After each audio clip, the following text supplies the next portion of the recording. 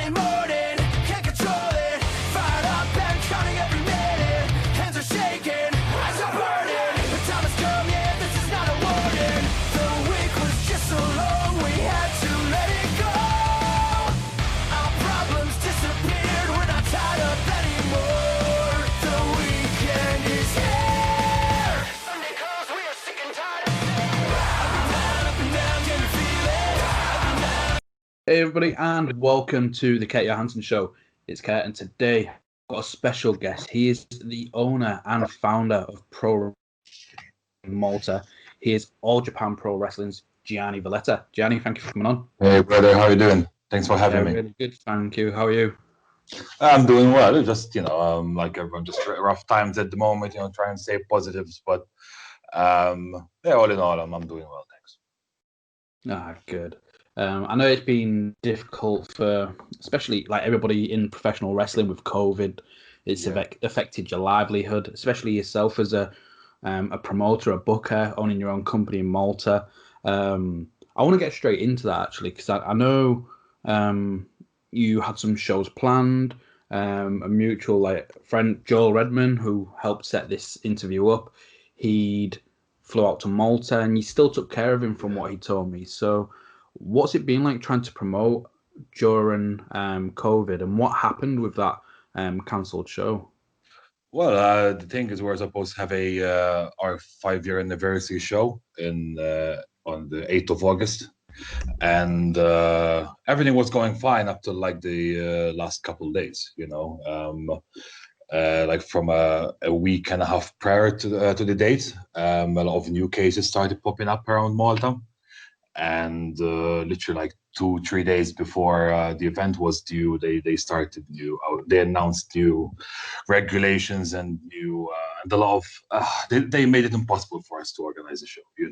There were like huge fines if they find like the tiniest details and tiniest mistakes. So it was hard. It was almost impossible. We were not willing to like take the huge risk of losing so much money, to promote the show, which was unfortunate. It was our 5-year anniversary show.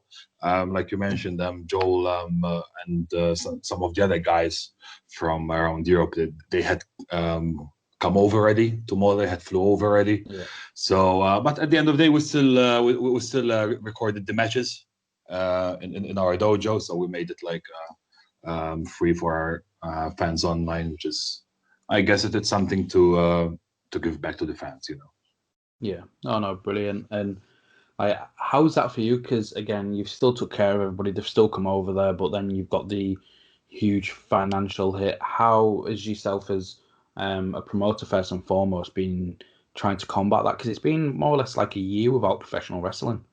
Yeah. Well, our last event was on the last week of February, literally just a week, 2 weeks before everything exploded. No, I mean, for the August show, we tried to minimize the losses. That's how we saw it. I mean, it is better to take a smaller loss than trying. Yeah, exactly. Risk losing everything.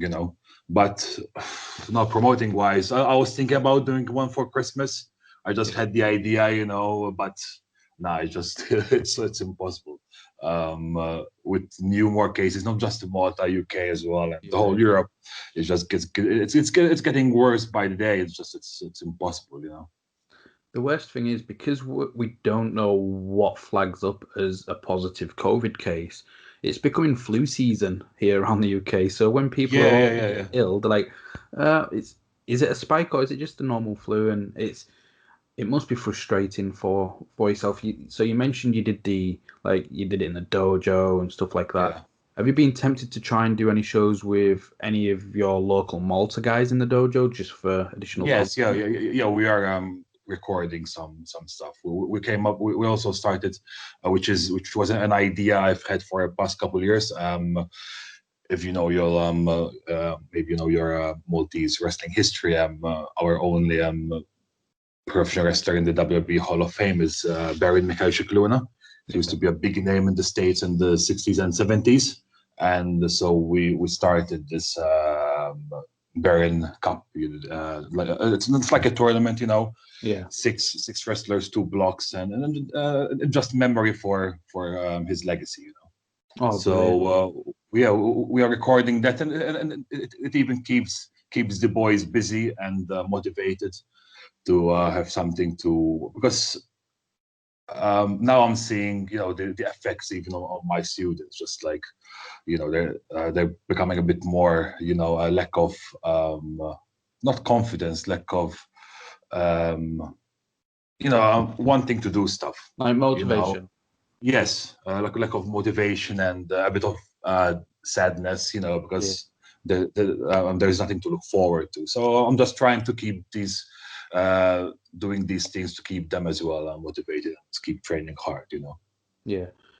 So with Pro Wrestling Malta, like, when was that created? Was it around 2014? The dojo started, 2014. We started doing the events 2015. Yes. Brilliant. Like, what was the wrestling scene like before Pro Wrestling Malta? Oh, like no, there was a fan base, but there was no wrestling schools, nothing around. No. The biggest show we had prior to us doing an event was 2009. Okay. There was NWE. It was a company from Italy, but there was a couple of good names with the company that used to tour around Europe. Maybe you know about it, and they did like 2 major shows in 2009. Here in Malta. So, but there was always a huge fan base. People like wrestling. They just and still to this day, people in Malta. There's a lot of people who don't know about us, unfortunately. So even just sometimes talking and with people like, oh, we didn't know there was wrestling scene in Malta, stuff like that. So we're still growing, but marketing and advertising is it's not really cheap. Yeah, no, it isn't. We tend to rely more on the word of mouth. Yeah. Was you surprised with how well the dojo and the company did at the beginning then? Like, obviously you knew there was the market there and you'd seen the gap, but has it surprised you with like how successful it's been? Like, being running, you just mentioned you just missed out on your 5th year anniversary due to COVID.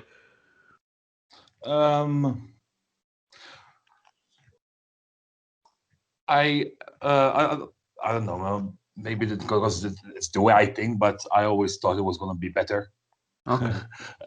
Since being the only school in the country, I mean, I have at the moment we are like just before COVID we were around 15, 18 guys training, but I'd rather have that amount now by experience, since I've been doing this for 6 years, training guys. I'd rather have 18 guys, 15 guys who come here, come to training and they just want to train, than I have more trainees, like 30 to 40 people, and half of them waste my time. I don't have time to waste, and not even for my guys. I don't want them to waste their time, So, it's been good. People come and go, like and everything goes. But there's been a couple who have stuck, for these since the beginning, and you see it is very rewarding because you see them grow, both inside and outside of the ring. So that's something that's it. Yeah. So to like put you on the spot, then I guess, like, who is it they've stuck around, they've done the training, and that you think actually they've got a really good career in professional wrestling ahead of them? Oh, who they are? Sorry, I didn't. Yeah. So who, like, for those listening that aren't familiar with the Malta scene, like, Right. who would you recommend people pay closer to? That's come Well, through your academy. Well, my boy he's called Jack Quinn. He's actually been getting some bookings as well in England. Yeah. Because with my contacts and from the people I bring over to Malta, he's been doing his contacts and just messaging people and getting there, so it's good for him. And there's this new guy. He's been around, I think, 2 years, maybe 3 years. 3 years, yeah. Owen Blanco, he's a natural, like everything he does, and he hasn't got that much experience outside Yeah. of Malta, but Joel, since you mentioned Joel, had very high praise of him, so because he did work with Joel. Oh, brilliant. So, I know you've been the obviously Pro Wrestling Malta champion, and during your time as, again, not only the owner but in-ring competitor, you have faced like some of the who's who of British wrestling, like Joseph Connors, Eddie Dennis, Mark Haskins, and Pete Dunne. Like, what under the umbrella of Pro Wrestling Malta, like, what are some of your favourite matches where if people wanted to see what Gianni Valletta is all about, what matches would you recommend them to have a look at? From Pro Wrestling Malta, I mean. Yeah.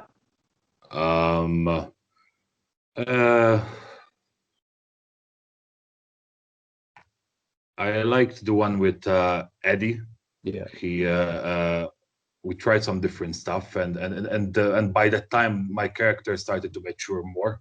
I was more understanding of who I am, because I'm sure like a character, you don't start a character just from one day to the next, so that match, I think that's when I started being more confident of who I am in the ring, what I do in the ring, and just my total persona at the end of the day. Yeah. Like, you say who you are and things like that. So I've got to ask, like, how does it feel with all the comparisons you get to Bruiser Brody? I mean, I'm used to it, but at the end of the day, when I got to Japan, they wanted me to, Tajiri took me to Japan. I'm sure you know about that. Yeah. And he was like, Wayne, please be like Brody. I'm like, all right, but at the end of the day, I didn't want to be like Brody. I took some, of course, there's the similarities. I took some stuff here and there, but I didn't want to be a exact copy of him. So I just took some of this his stuff. Is there anything in particular that you thought actually that'd really fit well with the Gianni Valletta character? I don't know. I mean, it actually helped me to evolve more the character. Yeah. It made me be more aggressive in the ring, especially. That is most thing I saw that changed a lot, and actually being more confident. I actually liked it because I had more of a vision where I can go with the character, a sense of direction. If that makes sense. Yeah. So, with you creating Pro Wrestling Malta, like, how did you get started in the business then if there wasn't any wrestling scene in Malta? Well, mainly like most of the guys, I guess, we were just the fans at the end of the beginning, when we were young, and then just by time, I made a big decision of, I got to do something with my life. I was like 19 years of age, 20, and I felt like there was no purpose in my life, so I just left everything here and moved to UK. Actually, moved to Portsmouth, trained with a UK kid, Tom Jones, and at Varsity Pro. I spent four years in UK, 4.5 years, and just kept training, did some shows around the south of England, and that's how I started, And after that, I had some personal issues, so I returned back home, started the Pro Wrestling Malta thing, and actually from there, the career started going better because I started organizing shows in Malta. People wanted to come to Malta, so people were booking me all over the place, So, and probably if I didn't start Pro Wrestling Malta, I wouldn't be in Japan because Tajiri would have never came to Malta, and he would never, he would have never taken me to Japan, So things happen for a reason, like they say, Yeah. When did you first bring Tajiri over to Malta? Because I know he'd recently held the Pro Wrestling Malta Championship for, I think it was around 6 days. But when was the first time you brought Tajiri to Malta? It happened in 2018 because Fabio Red Scorpion from Bologna wrestling team, he was bringing Tajiri to Italy. So Tajiri asked a mutual friend of ours, Kenzo Richards from Netherlands, to see if he can sort a small tour for him in Europe. Yeah. And Kenzo came to me. He was like, "Hey man, I've got Tajiri coming over. Do you have a show lined up?" I'm like, "I don't have a show, but I got a seminar. I mean, I can organize a seminar for him if he wants to come by for a few days. So after the show in Italy, which I was there as well. We together we flew to Malta and he spent like 3 days here doing a 2-day seminar. So it was really nice, good stuff. What do you feel you learned from Tajiri at that point? Mainly, during the seminar. Yeah, and from any of your interactions, because I know you was teaming with him in All Japan. Yeah. No, I mean, well, in-ring stuff, it's the tiny details that matters. Seeing wrestling from the eyes of someone who has so much experience, and the way he sees things, and the way he moves and stuff. It's just it's those things that matter. At the end of the day. And now outside of the ring, he's just like any other person. He's really down to earth. It made me feel comfortable. Because he knows he's a big name, obviously, but he made me feel comfortable, and just we made him feel welcome, and he made me feel comfortable talking with him. Yeah. So when did the conversation of you going to All Japan happen? That was funny because I've been taught not to. I've been taught and grew up with respect, the thought of respect. So I didn't ask for it. Because I knew that so many people will be asking when they see him. Hey Tajiri, please take me to Japan. When can I come to Japan and all that shit. So I didn't ask for anything, and actually we're driving back after the second seminar, and he was like, "What do you think of you coming to Japan, Wayne?" And I was like, and this is true, because I was thinking about maybe just flying myself to Japan that summer and just go around knocking and try and find bookings.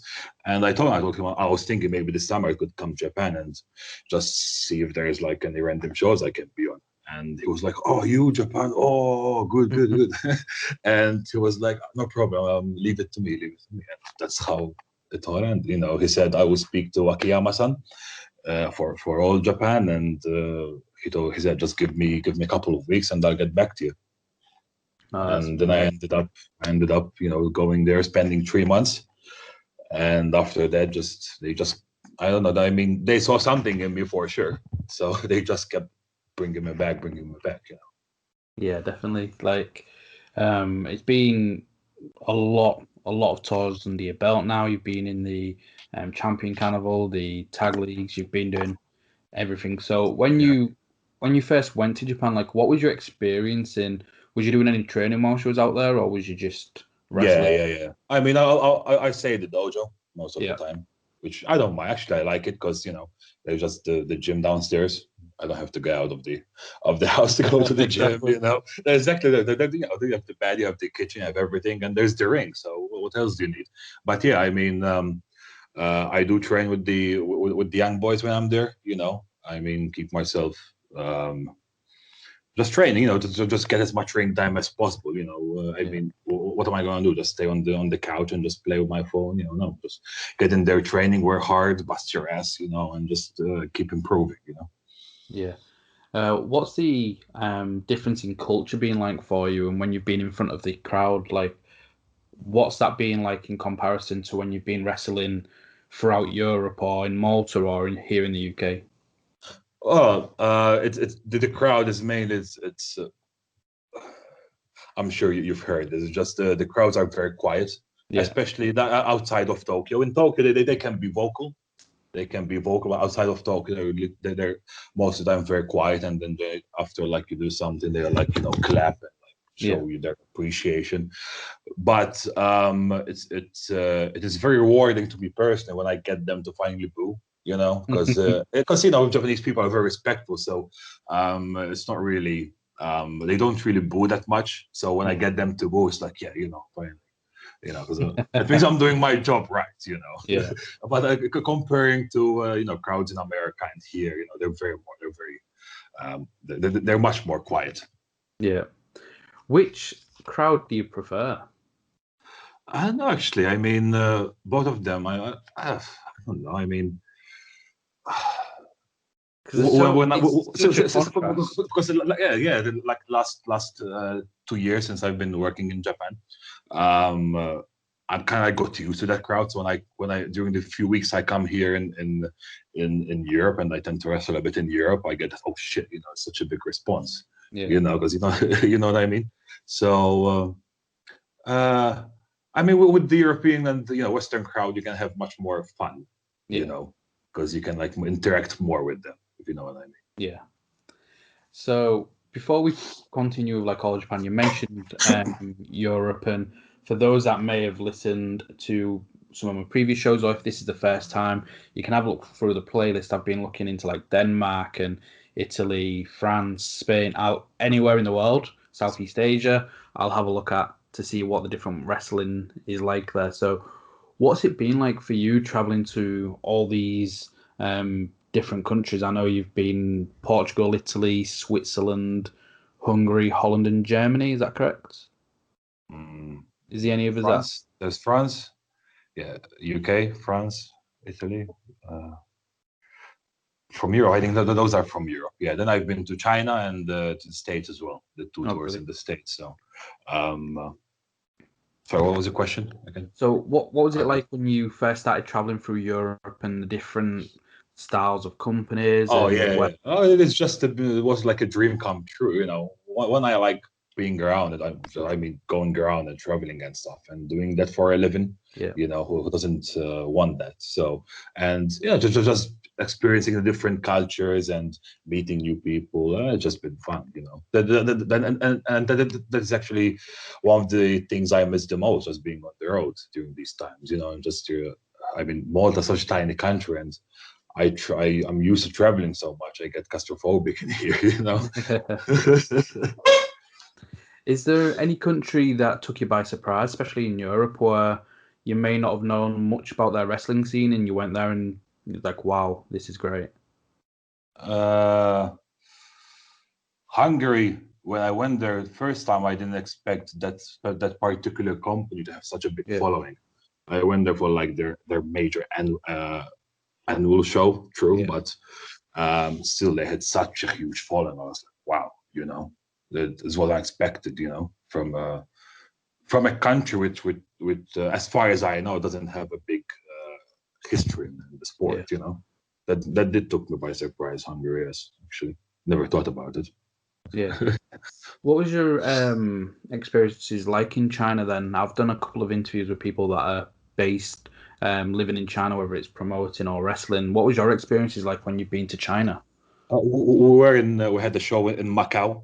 Yeah, it's just no, it was fun. I mean, it's not really my kind of place to go. It is very like over the top. I'm more of a relaxed kind of guy. Not. But no, it was huge. I mean, the event was promoted big time, and no, it was fun. I know China is a good wrestling scene, and the particular promoter we went to, he's well known, so he did really took care of us really well, and the whole trip, the accommodation, the event, just everything was spot on. Brilliant. So going back to like All Japan and Tajiri, like what was it like being able to team with Tajiri for so long? Like especially in that like first year, you was predominantly teaming with Tajiri. What was that experience like? I'm thinking about it at that point. Sometimes I just couldn't believe it, just because he's someone I used to watch when I was a kid on TV. Here I am in Japan, and one of the biggest tournaments in the world, and just working with him, tagging with him, it was just surreal at that time. sometimes I used to just sit there, even during the ring. Even in the ring, I was just like, oh shit, this is really happening and stuff like that. Just inside, you're just being that fan, that little kid inside. But apart from that, it was a great learning experience. Every time I'm in the ring with him, even just he's there, I'm just watching him. I'm always learning, and that's something I tell my guys. You never stop learning in this industry. Every day you're gonna learn something new, good and bad. Yeah, especially with the talent out there that you'd be sharing the ring with, whether it's like Joe Doring or Ishikawa. Did you share the ring with Ultimo Dragon whilst he was in All Japan? Yes, we did a couple of matches tagging with him and as opponent. So with Dragon, as well. But you mentioned Joe. Joe's like the not is like he's the leader of the foreigners in the locker room. Of the foreigners locker room. So the guys in locker room and he's always there to he was always there to giving me feedback every time after a match. If he watched it, he'll come up to me and he was like, hey man, do this and this next time and see how it goes. And that one was great. Just keep that stuff. So thanks Joe from here if you're listening. But he was a great, he took really great care of us. So. Yeah, he really is fantastic. I'd seen him in the UK last year. Him and Ishikawa came to Nottingham. They both faced each other, but then they both faced Rampage Brown, who to me is one of the best heavyweights in the world as well. And like just to see, like they make it look so effortless and make it look so easy. Like who have you shared the ring with where you was like, wow, like this guy's good, and it become like one of the favorite people for you to wrestle whilst out there? Ayagi Yuma. Yeah. What makes it so? Because he can work with anybody. He's one of those guys that can work with anybody. And his style have, I think it was the first singles match I had in Japan. I don't think it's recorded actually, which is a pity because I really wanted to watch that match. But he's a natural man. I mean, he's one of those guys that can work with anybody, and that's what a good wrestler should be. Should be able to work with any wrestler, any style. And no, he's really good in there. Yeah. So like All Japan, especially Japan in general, but I think with All Japan, you've got those historic traditional like tournaments. You've got the you've got the Wrestling Carnival. You've got the Real World Tag League as well, which again, first time round used with Tajiri, second time round used with Takashi Yoshida. Like, what was the difference in when you was tagging with Yoshida? Actually, tagging with Yoshida caught me off by surprise because we were really connected in the ring. Like, no, we had really great chemistry from the first match, which, if I'm not mistaken, it was against Bodyguard, right? And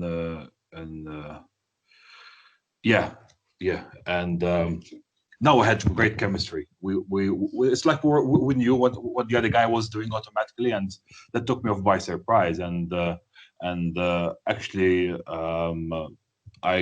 I forgot who told me, one of the boys backstage, and they were like, "You guys, you're a great tag team because you can win and lose against anybody. And you can work with anybody. So, and that's one of the best things someone could tell you. Yeah. Do you prefer tag team wrestling out in Japan, or do you prefer the singles? Now that I've been in Japan, I appreciate more tag team wrestling. Yeah. Before, in Western wrestling, Europe and America, singles matches are more common. But in Japan, you tend to work a lot of tag matches. So 6-man normal tags, 8-mans. Yeah. You start to appreciate more the psychology of it. Yeah. And if you have a long tour, huge tour like Champion Carnival, 21 matches in like 3.5 weeks, 4 weeks, sometimes a tag match here and there is it's good for the body. It gives you a little bit of a break. Yeah. Well, you just mentioned that schedule. Like, how have you adapted to such schedule? Because although you was very active here in the UK, in Malta, and around Europe. Japan has, especially when you are touring, whether it's the World Tag League or the Wrestle Carnival, like, how have you adapted to wrestling, being in the ring so much, taking all those bumps, and how have Your you? body gets used to it, man. Yeah, Your body gets used. It's more the traveling that's hard on the body. I'm yeah, sure other wrestlers will say the same. Just those 4 or 5 hour drives every day. And the tiny beds and showers in Japan, but no, it's mainly the traveling. yeah, And the ring is just you loosen up and you're there ready to wrestle. Warm up and do your job, but the traveling is hard. yeah. Sometimes, again, with like some of the guests I've spoke to, especially those that have done, say, the All-Star Wrestling run here in the UK, where again you're always on the road, you're always traveling. I've Like, done that last year. I've done that last year. Sorry, oh, I brilliant. stopped you. Yeah. It's great. I mean, especially there were a couple of weekends where we had like 5 shows in 2 days. Yeah. That's hard. It's just like your body ends up like doing things by itself, like you're not even controlling. All right, we're gonna go do the match. I'm just like, all right, you know what you're doing and all that stuff, and this. But it's one of the best learning experiences I've had since you mentioned the camps. Yeah. We had a great group. The boys were one of the coolest guys I ever met. I really was looking forward to doing them this year. Unfortunately, everything got cancelled. But it was one of the best experiences of my life. Actually. Yeah, well, it keeps you in good stead, really, where you're going to be splitting your time between All Japan and All Star Wrestling. Like, It keeps me busy, a right? lot of ring time with, again, some of the names we've mentioned for All Japan, absolutely incredible. But then All Star Wrestling as well. Like, some of the talent are very underappreciated because they predominantly work the camps. What was your first experience like on the camps then? Because for those that are listening, if you're not familiar with All Star Wrestling, a lot of their shows are on family like butlins and family holiday shows where they're just turning up for the evening's entertainment. The like 75% of the crowd, if not more, may never have seen wrestling before, might not be wrestling fans, but you've still got to go out there, entertain them, and put on a good show. Like, what was your first experience of that like? Before I went there, a lot of people were like, "Oh, it's the camp. It's all right. It's gonna be easy job, But then, you gotta put up the ring and take it down twice a day. You gotta wrestle. Everything in like 2.5 hours. 2 hours, everything has to be done. It's hard work, but it's great fun. And it's, as I said before, it's a great learning experience because you learn how to interact more with the crowd. Yeah. You develop a lot of more your character. And just getting your body used to working so many shows. You got 6 to 10 weeks non-stop of work, and it's not easy. You maybe have a day off in a week, maybe. So it's not easy, But it's a great learning experience, 100%, and great fun because the boys are good, great company. Who had you been working? Like, who was some of the matches that stood out for All Star? Of course, Dino. Everybody Spitty, yeah. He's so underrated, man. He's so underrated. Every time I watch him, and I learn something from him. Spitty, Tony Spitfire. With Joel, I had a couple of good matches with Joel as well. Niwa, which I met the last tour we had in February. Was it no January? I think it was February. Yeah, there was 50-year anniversary. That was Niwa. He's those can come to mind. Great guys. Great group of guys. What was your first matches like with, first off, like Dean, you mentioned him. He's so innovative, like he creates some of the videos he posts on social media showing like some so innovative, right? Yeah, maybe even thinking that. What was your first experience like with like working in the ring with Dean? Oh, no, just fun. Like he he knew exactly where he knew exactly where I was gonna be, you know, and then all that stuff. Like everything comes so natural to him, you know, and he made me feel so comfortable in the ring, and just like, yeah, we'll do, you know, it's just like, just follow me, man. I'm like, no problem, just I'll just follow you, though. He knows where you're going to be before you know Yeah, where you're going to be. yeah. No, he knows where I'm going to be before we finish the spot, you know. So Yeah. holy shit, you know. What about Joel then? Because Joel's got that reputation of being like one of the elite here in the UK. His conditioning's fantastic, and a lot of people. He never reduces like his work rate for anybody. It's like you've got to get up to him, otherwise you're going to get blown up. Like, Yeah. what was that like? Oh, he did blow me up a couple of times. Yeah. Oh my God, Jesus. And he's like, you know, like, come on, man, come on, wait, let's go, get up, get up. I haven't even gone down yet. And he's like, look, how to get me to get up. but but it's people like that you want in your life, you know, because that's how you improve and get better. No, it's like you said, he's just a workhorse. He's I consider him one of my good friends now. And like you said, you know, he expects 200% out of you. You know, he expects, you know, that you give him the best you have. Yeah. Every time, you know, whatever the crowd is, 50 people, 200 people, you know, 1,000 people, Kirk and plus. So, you know, that's it. Yeah.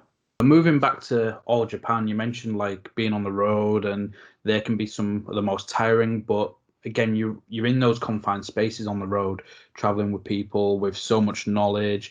Has there been any like memories in particular that stand out where you're like, oh, this is cool, you've been able to pick somebody's brain and learn so much from just being on the road with them? I mean, as I said before, you know, I'm always trying to learn from everyone. I try to watch all the matches on the show. Just go behind the curtain, just watch and just learn. But mainly it's the guys that mainly like Joe Doring, who I mentioned before. He was a great influence. He was always being helpful, and when I fuck up, he was always there to whip my ass. Just say it as it is. And I mean that both inside and outside of the ring, you know. So there was a couple of stuff, you know, you do outside of the ring that you regret the next day, and you know he's always there to straighten you up. Tajiri, of course, I consider him as one of my mentors as well. And I mean, the guys I used to hang out with, you know, most of the time, you know, and like Dylan James, because he spent like 10 years there in Japan, so he helped me a lot. And you know, we used to be together at the dojo, so he used to take care of me as well when I got there, and Joel as well. You know, since you mentioned he's one of the best in UK, for me, he's like up there, and he was always there to help me out. Oh, brilliant. And I want to have a look at like the Wrestle Carnival then, because your block, you had some fantastic matches and fantastic opponents to be in there, and one of those being the late great Atsushi Aoki. Like, what was it like being in the ring with him and working with him during your time in All Japan before his fatal accident? He was amazing in the ring. You know, he used to come up with some of the of great like ideas for me myself. Just tell me, hey, you know, Valletta, you know, you could try this, and maybe in our match, you know, we can try this and stuff like that. Now was great. I mean, because he did spend time abroad of Japan, so he understands how us, you know, the Western we that come from Western culture, you know, do stuff and in general. So it was very helpful to me, and I'm grateful and honored to have been I've been one of the last people, you know, to face him in the ring as well. So with like he's fantastic. Like you mentioned, he came over to the UK as well. I interviewed somebody that had a seminar with him, and they just sang his praises massively. And Yeah, what was it? That was that same year, right? Or the year prior?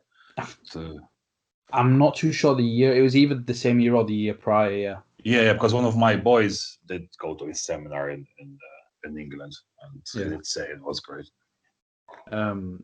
But in that same carnival, like you had two huge back-to-back wins as well, which are probably two of your biggest singles wins, would you say, with beating Shuji Ishikawa, and then you got to beat at that time he was the Triple Crown champion in Kento. Yeah, Yeah, Miyahara. that Like, was huge. what That was huge. like? Yeah, yeah, they told I just pinning the Triple Crown and closing the show. Yeah. It shows that the way I saw it, that I'm not just there. Yeah. Like it's like a sign from the company, because they could have put the match, second to last, Yeah. and me going over and me not closing the show, but not just doing, but also me closing the show and kind of get more promo. I took it in a way that's, okay, maybe I'm not just here just to be here, as in the company sees something in me, and they hope to do something with me in the future, and that was just like, like a tap on the back, for me. Yeah. That's why I took it. How did the fans react to that? No surprise, of course. No one expected that to win, and it was a great thing for the company, because, as I said, no one expected me to go over in that day. So, just took everyone by surprise, myself included, of course. So the match itself, like, how does that match stand against like some of your other matches in your careers? Like one of your, because again, Kento's, there's a reason he's been the Triple Crown champion, and he's one of the best in the ring anywhere, in my opinion. Like, what was that match like itself when you're looking back at it? It was it's not one of my favorites, as in ring stuff. Yeah. Because we told a different kind of story. It was a very different match than the others on the card. Yeah. Totally different match. But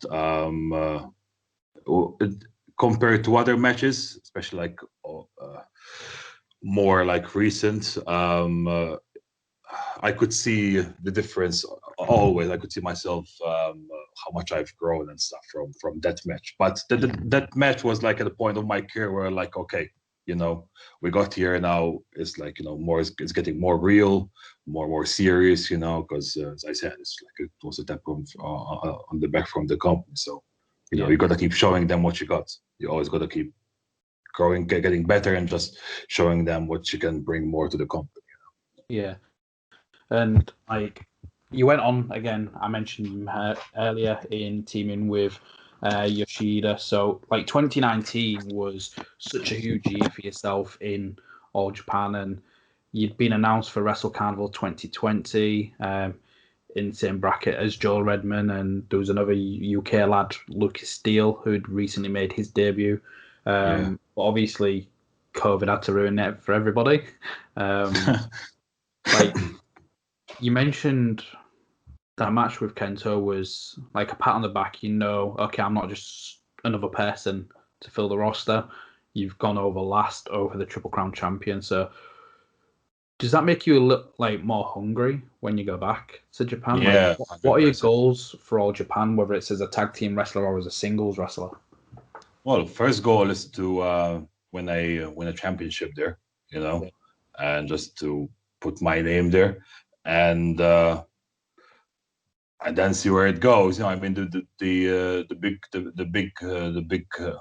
big belt is a Triple Crown, and who knows, maybe in a few years, I can get a chance to it as well. But yeah, first off, my first goal is to win actually the All Asia belts, because as far as I know, correct me if I'm wrong, but no European wrestler ever won those belts. I might be wrong, but that's what I was told anyway. No, I don't believe they have the All Asia Heavyweight. nobody from Europe has won that, I don't believe. So yeah, so that I'd like to be able to win that, you know. Is that as the heavyweight or is that the tag team? No, not the major Yeah,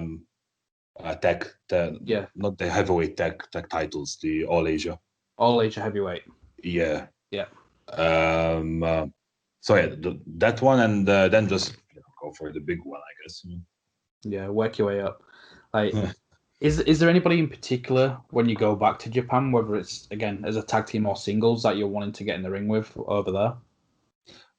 I like working with Jake a lot, Yeah. and Iwamoto, because they are always open to try new stuff, ideas, Yeah. and they're always, they're two of the guys that one I get along with, even with the language barrier, Yeah. but they're always willing to learn and improve and just try different stuff, and so it's really cool to work with them. They're good fun. How have you adapted with the language barrier? Oh, it was hard, but I've been learning Japanese actually, so I want to, and it's a way of appreciation, Yeah. more than not just me learning another language, just to show the Japanese fans and my coworkers that it's like, thank you for giving me support. Here I am trying to learn more about your culture and just No, I get it. I was living in Tanzania, like I was Oh yeah, out that's 3 months, and I was teaching, coaching football, and out there I was learning Swahili, and Wow. became quite fluent. I could get through the day just speaking Swahili. Like I lived with a Alright. family that couldn't speak English, so I had to kind You of had to learn. adapt, Yep, I had to adapt, but I don't know if you've had similar experiences. Like with again, there's different cultures. So when we was out there, they don't really say please or thank you. But when like in here in the UK, even if you're buying something, you're saying please and thank you. So if I was wanting one water, please, and then saying thank you, I'd be like Mojo Maji Tafadali, and then I'd be like Asante Sana, and they just start giggling. And some of them could speak English. They're like, why laughing? And I was like, you saying please and thank you, like you're giving us money, like it. You don't need to say that. I was like, oh no, just in our culture we still say it. So then every time I went Yeah, back, they kind of, again, I think they appreciated that I was trying to learn the language. So then exactly. They do. they'd adapt and say Tafadali for please and Asante Sana for Okay. thank you very much. Oh, And wow, so they were adapting to you as well at the end yeah, of just the time. but Yeah. they'd say it with a big smile and a big grin and be like Asante Sana, and they'd find it so amusing that I say that. But it was still like it was heartwarming. So what was that like for like yourself? Like, has there been any cultural adaptations that you've had to do? No, actually, I get along more in the most of the Japanese culture than I actually get more of a culture shock when I come back to Malta after like spending 3 months, 4 months there, because everyone there, is so polite, quiet. Everyone's minding their own business, Yeah. and I come back home and everyone's just like shouting and swearing and being rude.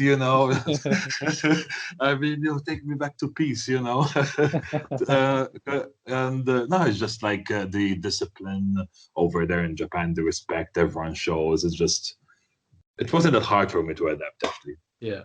In those in those kind of things, like other things, for example, food, and try and go to supermarket, try to understand what you're buying. It's more like a Russian roulette. Like, okay, this looks good, see how it tastes, or who knows.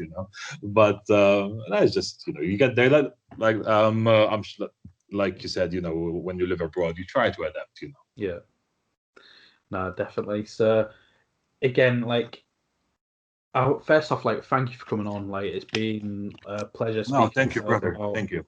the wrestling scene in Malta, and again, All Star and with All Japan. Like, it's been an incredible journey for yourself, and 2019 was huge. It's a shame 2020 ruined it for everybody, but hopefully, like 2021, get you back to your peace land, and you can get away from the shouting people and get back in the ring and go after that All Asia Championship and Thanks, become the brother. first Yeah, person from Europe I to hope get it. everything as soon as possible gets back to how we were. I'm trying to be positive like everyone is, but yeah, just be prepared for when we get the call back. No, I'm looking forward to seeing it. So, where can people find Pro Wrestling Malta on social media? Where can they find you on social media? We as Pro Wrestling Malta and as myself, we mainly use Facebook and Instagram. I'm not a huge fan of Twitter. I only really use it when I'm in Japan. Yeah. Just there's so many things: Instagram, Facebook, and the website and stuff like that. So much to keep up with. But yeah, mainly Facebook, Pro Wrestling Malta, and Gianni Valletta, and Instagram, same thing. So and Fantastic. YouTube, of course. No, brilliant. Again, thank you for coming on. We'll definitely have to do it again whilst you're in Japan, if we can get the time zones sorted, like whilst you're on one of your long Yeah, sure. Yeah, maybe I would be on a tour with Joel, and we could do something together as well. It would be fun. Sounds good. Yeah, no, it sounds good. So everybody, make sure you do go follow Pro Wrestling Malta and Gianni Valletta on social medias. And again, thank you for watching. Make sure you hit the like button. Make sure you hit subscribe and check out all the different interviews I've had from people from All Star Wrestling, like Joel Redman. So thank you for watching. Thank you for listening. Friday morning.